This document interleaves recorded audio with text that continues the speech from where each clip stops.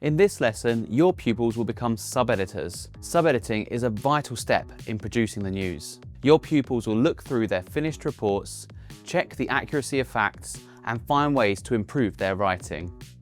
Your pupils will need to refer to the sub-editing checklist.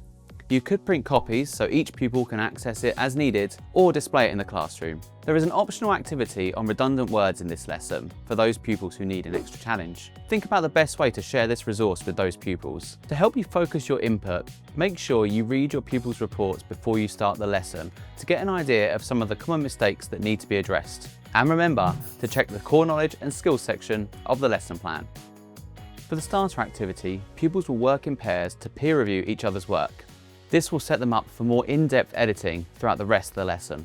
Before this, recap the language and structural features, as well as explaining some of the common mistakes you noticed when you read through their reports. Pupils should refer to the sub-editing checklist as they identify parts that could be improved and give oral feedback. In the main learning activity, pupils will begin by nosing each other's stories. Nosing the story is when a journalist checks the first paragraph of a report to be sure that it includes all of the 5 W's and makes clear what the most interesting and important element of the story is. Your pupils will then spend the rest of the lesson addressing the feedback and improving their reports. Before your pupils nose each other's stories, share the questions from the lesson plan with the class. You should also model answering these questions yourself. This will help pupils give clear, purposeful feedback. The class spend the rest of the lesson improving their reports. This could involve typing them up or rewriting key parts by hand.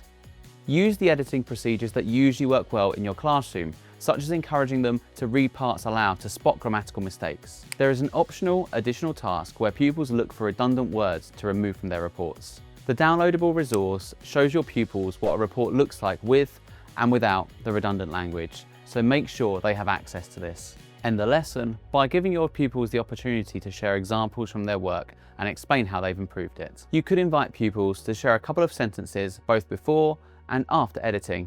Encourage active listening by inviting the rest of the class to share what they noticed and how the writing was improved. In the final lesson, pupils will publish their completed news reports, including page furniture, so it looks like a real news report.